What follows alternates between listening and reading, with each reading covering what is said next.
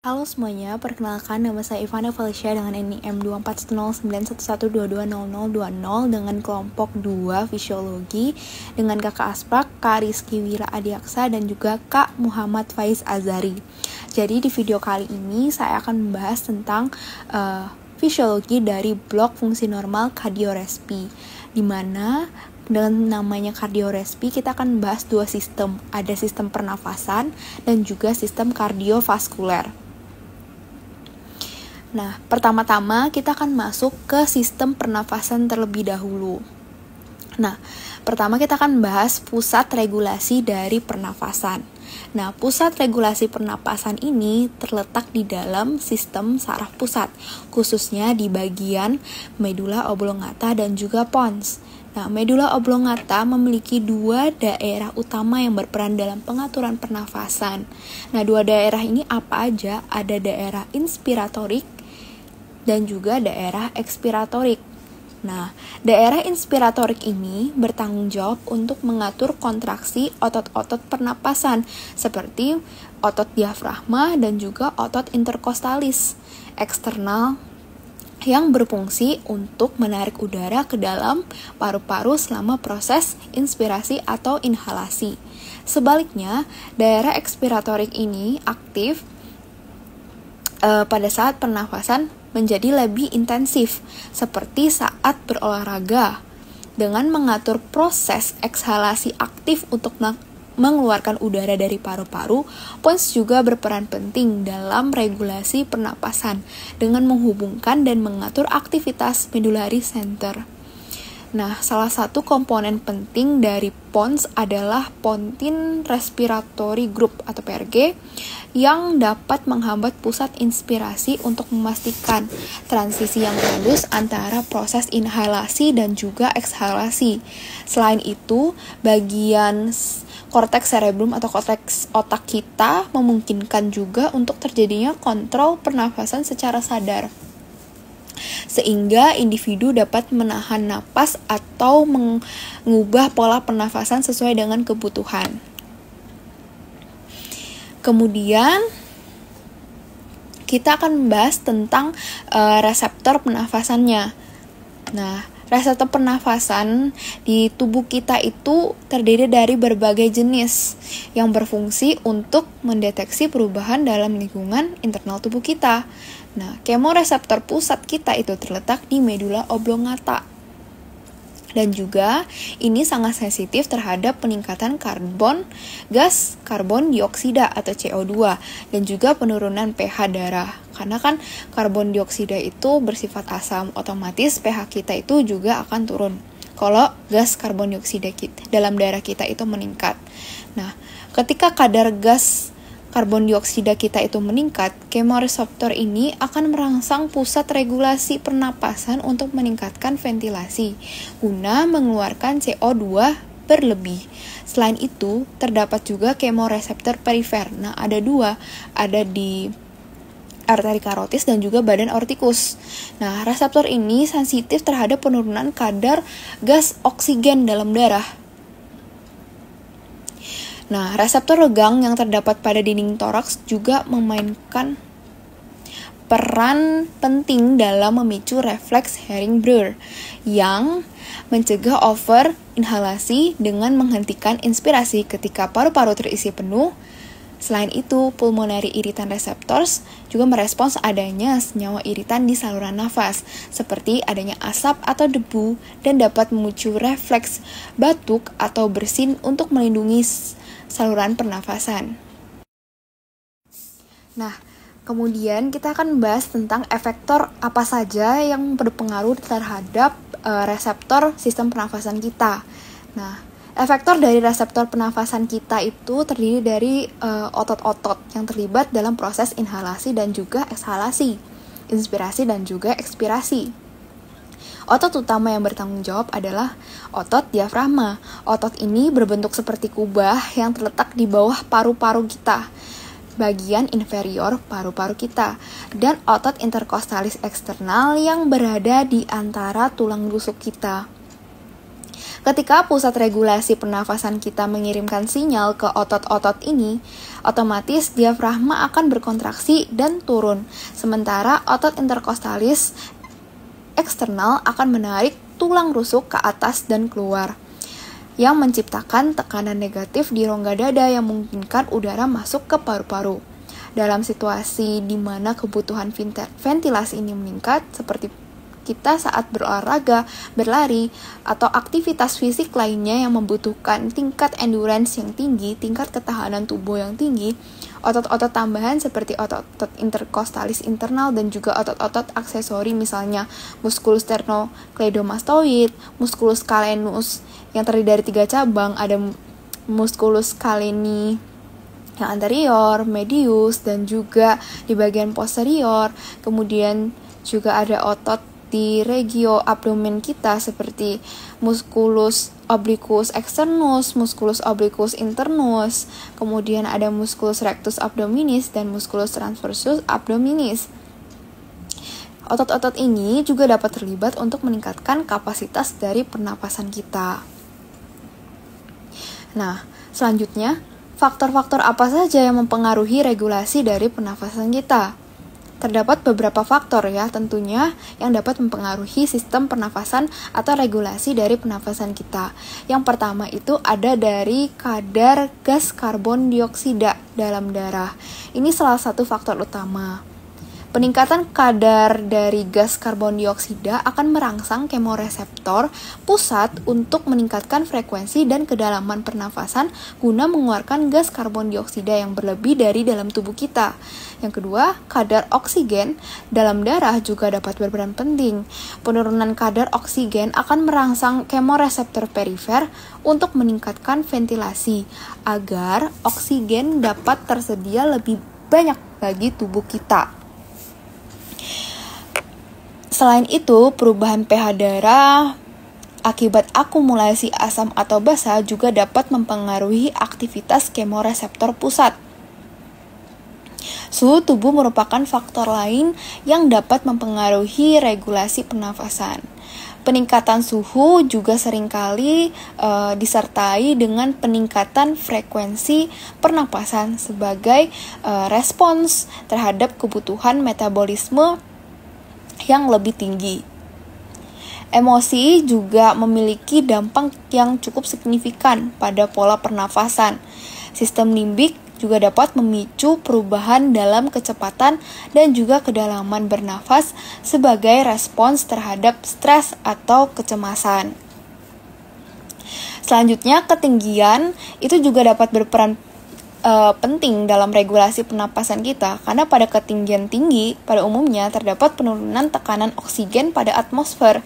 Hal inilah yang dapat menyebabkan peningkatan ventilasi sekitar 2-3 liter per menit untuk memenuhi kebutuhan oksigen dari tubuh kita. Nah, kemoreseptor ini menjadi lebih sensitif terhadap peningkatan kadar gas karbon dioksida pada ketinggian yang tinggi. Sementara penurunan kadar gas oksigen merangsang kemoreseptor perifer untuk meningkatkan ventilasi lebih lanjut. Selain itu, refleks protektif seperti refleks batuk dan juga bersin membantu menjaga saluran nafas kita itu agar tetap bersih dan dari partikel-partikel asing atau iritan, dari anggapannya dari benda-benda asing yang masuk ke dalam saluran nafas kita.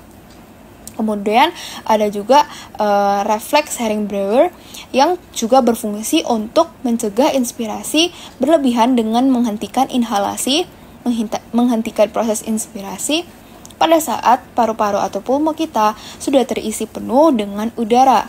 Yang terakhir, aktivitas fisik secara langsung meningkatkan kebutuhan oksigen gas O2 kita dan produksi dari gas CO2. Sehingga inilah yang nanti akan menstimulasi peningkatan ventilasi untuk memenuhi permintaan metabolisme dari tubuh kita. Nah, selanjutnya kita akan masuk membahas yaitu fisiologi mengenai sistem kardiovaskuler kita. Pertama-tama kita akan bahas mengenai regulasi dari tekanan darah. Nah, regulasi dari tekanan darah adalah suatu proses yang cukup kompleks yang melibatkan berbagai mekanisme untuk menjaga tekanan darah agar tetap dalam rentang yang normal, yang umumnya itu berkisar antara 90/60 mmHg hingga 120/80 mmHg. Nah, tekanan darah itu sebenarnya bisa dipengaruhi oleh beberapa faktor. Ada 2 komponen utama, yaitu curah jantung dan juga resistensi dari perifer total. Curah jantung ini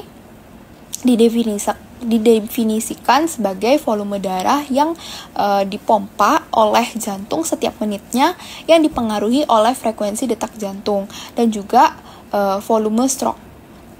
Sementara itu, resistensi perifer total merupakan hambatan dari aliran darah yang terjadi di pembuluh darah kita, terutama di arteriol.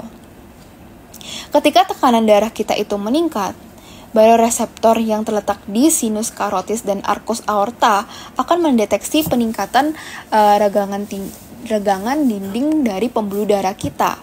Baroreseptor ini kemudian mengirimkan impuls saraf ke pusat-pusat kardiovaskular di medula oblongata yang berfungsi untuk mengatur respons dari tubuh kita terhadap perubahan tersebut.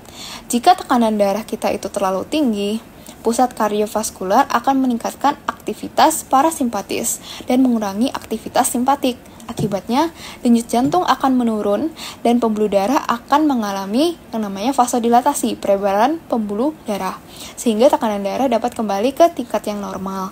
Sebaliknya, jika tekanan darah kita turun, pusat kardiovaskular akan meningkatkan aktivitas simpatik untuk meningkatkan denyut jantung dan menyebabkan vasokonstriksi pada arteriol, sehingga inilah yang nantinya akan meningkatkan tekanan darah kita. Kemudian kita akan membahas mengenai refleks baroreseptor. Baroreseptor refleks ini adalah salah satu mekanisme utama dalam pengaturan tekanan darah jangka pendek. Nah, baroreseptor ini bekerja dengan mendeteksi perubahan tekanan arteri melalui regangan dinding pembuluh darah. Ketika tekanan darah kita itu meningkat, baroreseptor ini akan terstimulasi dan mengirimkan impuls ke pusat vasomotor di dalam otak kita. Nah, pusat inilah yang kemudian akan terstimulasi dan mengirimkan impuls ke pusat vasomotor di otak. Pusat ini kemudian akan merespons dengan mengurangi aktivitas simpatik dan meningkatkan aktivitas parasimpatis. Hasil dari proses ini kemudian terjadi vasodilatasi arteriol dan penurunan frekuensi dari detak jantung kita yang berujung pada penurunan tekanan darah. Sebaliknya, saat tekanan darah kita itu menurun, baroreseptor akan mengurangi impuls yang dikirim dari pusat vasomotor. Hal ini yang menyebabkan peningkatan aktivitas simpatik yang meningkatkan denyut jantung dan menyebabkan vasokonstriksi pada pembuluh darah perifer. Mekanisme refleks ini tentunya terjadi itu sangat cepat dan dapat merespons perubahan tekanan darah dalam hitungan detik, sehingga ini akan menjaga kestabilan hemodinamik dari tubuh dalam rentang fisiologis yang normal. Nah, untuk selanjutnya kita akan membahas tentang adaptasi dari sistem peredaran darah kita terhadap perubahan posisi tubuh. Nah, adaptasi sistem peredaran darah terhadap perubahan posisi tubuh ini sangat penting dalam menjaga aliran darah yang kuat ke otak dan organ vital lainnya. Ketika seorang itu berpindah dari posisi duduk atau berbaring ke posisi berdiri, gravitasi itu menyebabkan terjadinya penumpukan darah di ekstremitas bawah, sehingga mengurangi aliran darah kembali ke jantung. Dan peristiwa ini berpotensi untuk menurunkan tekanan darah kita. Untuk mengatasi hal ini, sistem saraf otonom segera merespons dan mengaktifkan refleks simpatik melalui baroreseptor. yang mendeteksi terjadinya penurunan di tekanan darah arteri. Aktivasi ini kemudian akan menyebabkan peningkatan denyut jantung atau bahasa medisnya takikardia dengan vasokonstriksi pada pembuluh darah perifer. Untuk mempertahankan tekanan darah kita agar tetap stabil tentunya meskipun terjadi perubahan posisi tubuh secara mendadak. Selain itu, mekanisme lain seperti kontraksi otot rangka saat bergerak berdiri juga membantu memompa kembali darah kita itu kembali ke jantung melalui vena-vena yang besar. Nah, adaptasi ini tuh sangat penting dalam kehidupan sehari-hari kita. Misalnya untuk mencegah gejala pusing atau pingsan akibat hipotensi ortostatik. Hipotensi ortostatik itu apa? Ini adalah suatu kondisi di mana tekanan darah kita itu turun secara drastis atau secara signifikan ketika kita itu berpindah posisi, misalnya dari duduk atau berbaring ke berdiri dalam waktu yang cepat. Dalam situasi ini, di mana adaptasi ini tidak berjalan dengan baik, misalnya pada individu dengan gangguan neurologis atau dehidrasi, mereka mungkin mengalami cukup kesulitan dalam mempertahankan tekanan darah yang cukup saat berubah posisi. Nah, dengan memahami semua aspek ini, mulai dari mekanisme pengaturan hingga adaptasi terhadap perubahan posisi tubuh kita tentunya dapat lebih menghargai kompleksitas sistem kardiovaskular manusia dan bagaimana tubuh kita itu secara otomatis menyesuaikan diri untuk mempertahankan homeostasis tersebut melalui regulasi tekanan darah yang efisien.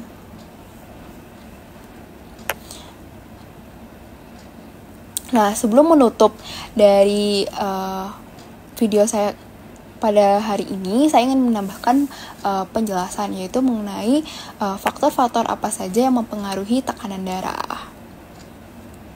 Nah, sebenarnya itu terdapat beberapa faktor yang mempengaruhi regulasi tekanan darah kita secara keseluruhan. Yang pertama itu ada volume darah kita.